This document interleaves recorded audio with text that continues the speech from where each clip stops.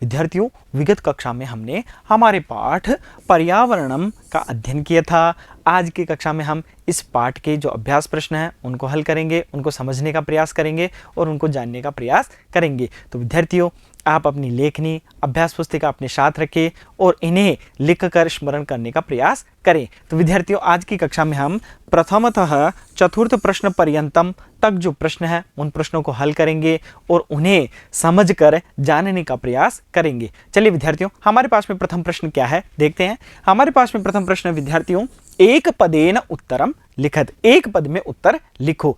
अब विद्यार्थियों, यहाँ पर हमें जो उत्तर है वह एक ही पद के अंदर देना है। देखिए प्रथम प्रश्न क्या कहता है, मानवः कुत्र सुरक्षितः तिष्ठति, मानव कहाँ पर सुरक्षित रहता है। अब विद्यार्थियों, हमने पाठ में जाना था कि मानव कहाँ पर सुरक्षित रहता है। मानव तो पर्यावरण की कोख में सुरक्षित रहता है या पर्यावरण के गर्भ में सुरक्षित रहता है। तो उत्तर क्या होगा, पर्यावरण कुक्षौ। हमारा उत्तर क्या रहा विद्यार्थियों, पर्यावरण कुक्षौ। अब उसी प्रकार से द्वितीय प्रश्न है। द्वितीय प्रश्न क्या कहता है, सुरक्षितम पर्यावरणम कुत्र उपलभ्यते स्म, सुरक्षित पर्यावरण कहाँ पर उपलब्ध था। तो अब विद्यार्थियों, हमने पाठ में जाना है कि जो सुरक्षित पर्यावरण है वह तो वन में उपलब्ध था। तो हमारा उत्तर क्या होगा, वने। इसी प्रकार से विद्यार्थियों, हमारा अगला प्रश्न क्या है, आर्षवचनम किम अस्ति, आर्षवचन क्या है। तो हमारे जो पाठ है उस पाठ में आर्षवचन क्या दिया हुआ था, वहां पर आर्षवचन था धर्मो रक्षति रक्षितः, रक्षा किया गया धर्म ही रक्षा करता है। इस प्रकार से वहां पर आर्षवचन कहा गया था। चलिए अगला प्रश्न क्या कहता है, पर्यावरणमपि कस्य अंगमिति ऋषयः प्रतिपादितवन्तः, पर्यावरण भी किसका अंग है ऋषियों ने प्रतिपादित किया है। तो पर्यावरण किसका अंग है जो ऋषियों ने प्रतिपादित किया है। तो वहां पर विद्यार्थी हमारा उत्तर क्या है, धर्मस्य, धर्म का अंग है। यहां पर ध हम सही लिख लेते हैं विद्यार्थियों, इस प्रकार से धर्मस्य। तो पर्यावरण किसका अंग है विद्यार्थियों, पर्यावरण धर्म का अंग है। चलिए विद्यार्थियों, आगे का प्रश्न देखते हैं, लोक रक्षा कया संभवती, लोक रक्षा किससे संभव है। तो विद्यार्थियों, हम देखते हैं कि लोक रक्षा प्रकृति रक्षया, प्रकृति की रक्षा से संभव है। तो हमारा उत्तर क्या हुआ, प्रकृति रक्षया। उसी प्रकार से विद्यार्थियों, अजात शिशु कुत्र सुरक्षितः तिष्ठति, अजन्मा शिशु कहाँ पर सुरक्षित रहता है। तो अजन्मा शिशु माता के गर्भ में सुरक्षित रहता है। तो हमारा उत्तर क्या होगा, मातृगर्भे। इस प्रकार से हमारा उत्तर होगा। चलिए अगला प्रश्न देखते हैं, प्रकृति ही केशाम संरक्षणाय यतते, प्रकृति किस प्रकार से संरक्षण के लिए प्रयत्न करती है। किस प्रकार से नहीं विद्यार्थियों, यहाँ पर है केशाम, किसके संरक्षण के लिए प्रयत्न करती है। तो हमने जाना कि हमारे पाठ में प्रकृति तो सभी प्राणियों के संरक्षण के लिए प्रयत्न करती है। तो हमारा उत्तर क्या होगा, समेषाम प्राणिनाम। तो प्रकृति ही समेषाम प्राणिनाम संरक्षणाय यतते, प्रकृति सभी प्राणियों के संरक्षण के लिए प्रयत्न करती है। चलिए विद्यार्थियों, अगले प्रश्न की ओर बढ़ते हैं। अगला प्रश्न हमें क्या कहता है कि अधोलिखितानां प्रश्नानां उत्तराणि संस्कृत भाषया लिखत, अधोलिखित प्रश्नों के उत्तर संस्कृत भाषा में लिखो। अब विद्यार्थियों, यहाँ पर हमें उत्तर पूर्ण वाक्य के अंदर देना है। चलिए सर्वप्रथम प्रश्न देखते हैं, प्रश्न के भाव को समझते हैं और फिर उसके पश्चात उसका उत्तर देते हैं। देखिए हमारे पास में प्रश्न क्या है विद्यार्थियों, प्रकृतेः प्रमुख तत्वानि कानि सन्ति, प्रकृति में प्रमुख तत्व कौन से हैं। अब विद्यार्थियों, हमने पाठ में देखा है कि प्रकृति के अंदर कौन कौन से तत्व हैं। देखिए प्रकृतेः प्रमुख तत्वानि सन्ति, प्रकृति में प्रमुख तत्व हैं, कौन कौन से हैं, पृथ्वी जलम तेजः वायुः आकाशः च, पृथ्वी जल तेज वायु और आकाश, ये क्या है, यह प्रकृति के प्रमुख तत्व हैं। विद्यार्थियों, पृथ्वी जलम जल, तेज तेज से तात्पर्य है अग्नि।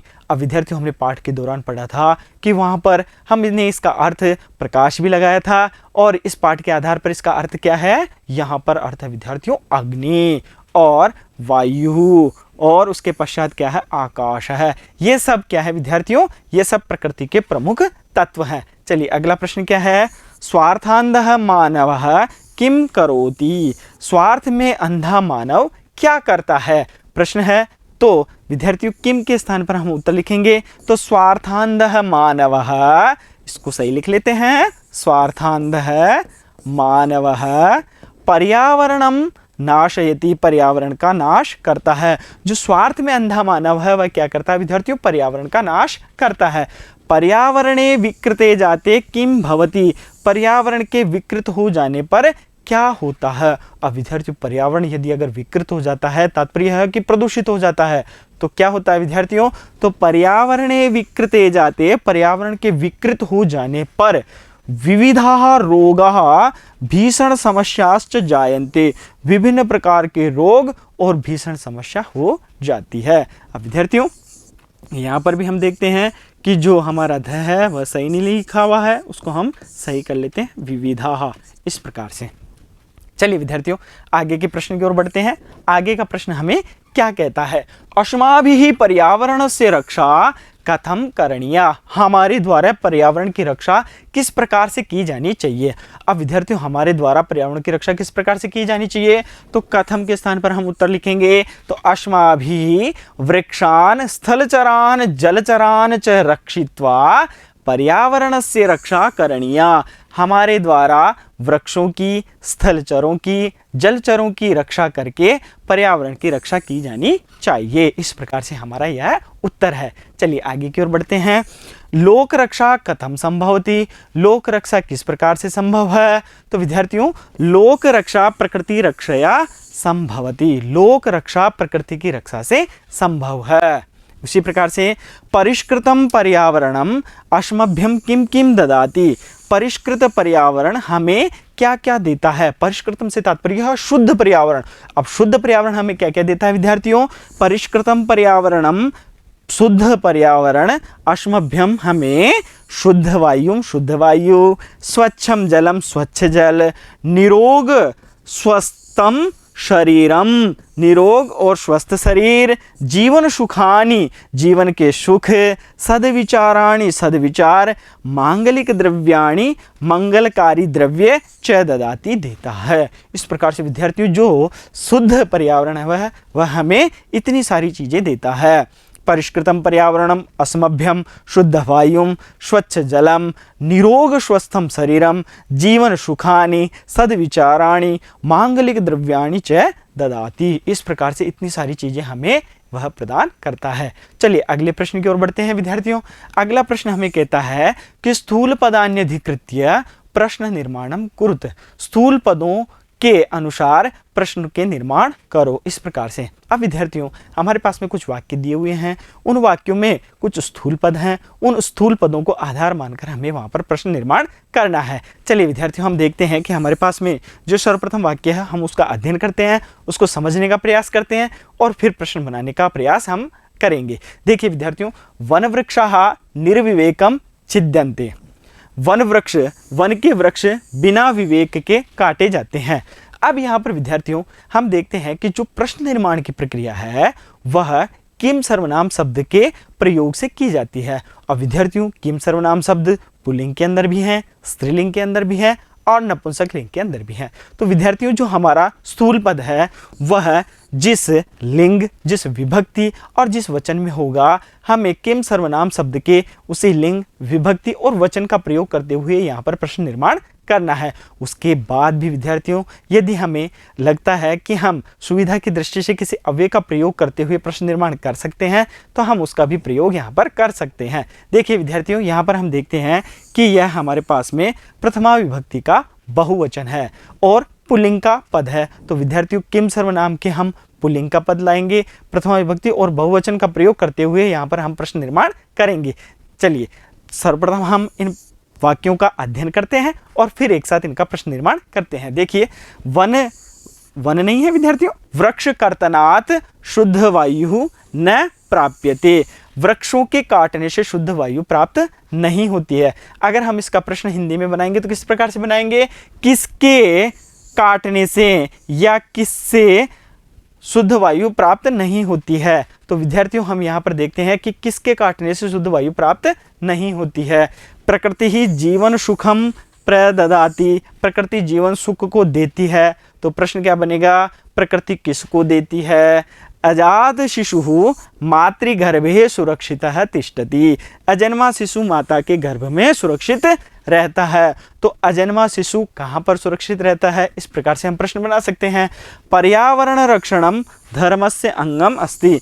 पर्यावरण की रक्षा धर्म का अंग है। तो पर्यावरण की रक्षा किसका अंग है, इस प्रकार से हम प्रश्न बना सकते हैं। चलिए प्रश्न निर्माण करते हैं, देखते हैं। वन वृक्षाः निर्विवेकम छिद्यन्ते। वन वृक्ष, वन के वृक्ष बिना विवेक के काटे जाते हैं। तो विद्यार्थियों, जो वन वृक्षा है उसके स्थान पर हम यदि अगर किम सर्वनाम शब्द का प्रयोग करते हैं तो वहाँ पर आता है के। और के किस प्रकार से आया विद्यार्थियों, कह एक वचन का, कौ द्विवचन का और के बहुवचन का। तो क कौ के, इस प्रकार से हमारे यहाँ पर क्या उपयोग आया है, के। प्रश्न क्या बनेगा, के निर्विवेकम छिद्यन्ते। और अंत में क्या लगाएंगे, अंत में हम प्रश्नवाचक चिन्ह यहाँ पर लगा देंगे। देखिए, के निर्विवेकम छिद्यन्ते और अंत में प्रश्नवाचक चिन्ह।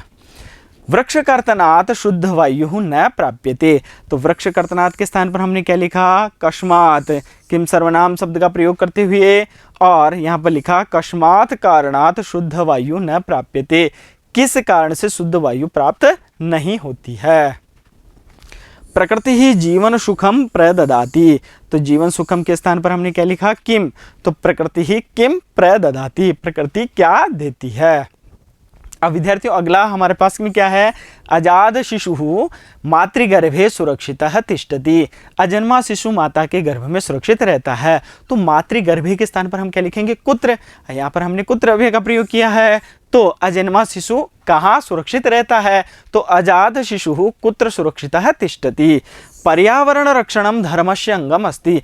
पर्यावरण की रक्षा धर्म का अंग है। तो विद्यार्थियों, यहाँ पर धर्मस्य के स्थान पर हमने क्या लिखा, कस्य, किम सर्वनाम का प्रयोग करते हुए। तो पर्यावरण रक्षणम, पर्यावरण की रक्षा किसका अंग है, इस प्रकार से हमारा प्रश्न निर्माण होता है। और अंत में विद्यार्थियों, प्रश्नवाचक चिन्ह लगाना हमें आवश्यक होता है। यदि अगर हम प्रश्नवाचक चिन्ह नहीं लगाएंगे तो वहां पर प्रश्न निर्माण की प्रक्रिया पूर्ण नहीं होगी। चलिए अगले प्रश्न की ओर बढ़ते हैं। उदाहरणम अनुसृत्य पद रचनाम कुरुत। उदाहरण के अनुसार पदों की रचना करो। अब उदाहरण क्या है विद्यार्थियों, देखिए, यथा जले चरंती इति। जल में विचरण करने वाला वह कौन है, जलचराहा। उसे क्या कहेंगे हम, जलचराहा। अब विद्यार्थियों, इसी प्रकार से उदाहरण के अनुसार ही हमें यहाँ पर जो पद है उनका निर्माण करना है। देखिए, यहाँ पर हम देखते हैं कि चरंती के स्थान पर उसने क्या लिखा, चराहा, और जले के स्थान पर क्या लिखा, जल। उसी प्रकार से विद्यार्थियों, हम भी इनका प्रयोग करते हुए वहाँ पर जो पद है उनका निर्माण करेंगे। समस्त जो चरंती है उनके स्थान पर हम क्या लिखेंगे, चराहा। और स्थले के स्थान पर क्या लेंगे, स्थल। निशायाम के स्थान पर निशा। व्योमनी के स्थान पर व्योम। और गिरौ के स्थान पर लिखेंगे गिरि। और भूमौ के स्थान पर लिखेंगे भूमि। इस प्रकार से हम प्रयोग करते हुए इनके पद की रचना करेंगे। देखिए विद्यार्थियों, यथा जले चरंती थी, क्या होगा, जलचराहा, अर्थात जल में विचरण करने वाले। उसी प्रकार से विद्यार्थियों, स्थले चरंती थी, स्थल पर विचरण करने वाले। वहां पर क्या लिखेंगे, यहाँ से स्थल और ये चरा, क्या होगा, स्थल चराहा। निशायाम चरंती इति, रात्रि में विचरण करने वाले। यहाँ से निशा और चरंती के स्थान पर चरा, चराहा, क्या बना पद, निशा चराहा। व्योमनी चरंती इति, यहाँ पर क्या लिखेंगे, व्योम और चरंती के स्थान पर चराहा, तो क्या लिखेंगे, व्योम चराहा, आकाश में विचरण करने वाले। गिरौ चरंती इति, पर्वत पर विचरण करने वाले। गिरौ के स्थान पर लिखेंगे गिरि और चरंती के स्थान पर चराहा। क्या पद बना हमारे पास में, गिरि चराहा, पर्वत पर विचरण करने वाले। और भूमौ चरंती इति, भूमौ से क्या तात्पर्य है, भूमि। तो यहाँ पर हम लिखेंगे भूमि और चरंती के स्थान पर चराहा। हमारे पास में क्या क्या पद आया, भूमि चराहा, भूमि पर विचरण करने वाले। चलिए विद्यार्थियों, आगे के प्रश्न की ओर बढ़ते हैं। आगे का हमारा जो प्रश्न है ख, वह क्या कहता है, यथा, जैसे न पेयम इति अपेयम। न पीने योग्य है उसे क्या कहेंगे, अपेयम। यहाँ पर विद्यार्थियों हम देखते हैं कि यहाँ पर न के स्थान पर वहाँ पर क्या लिखा हुआ है, अ, और बाकी का पद उसी हिसाब से यहाँ पर लिखा हुआ है।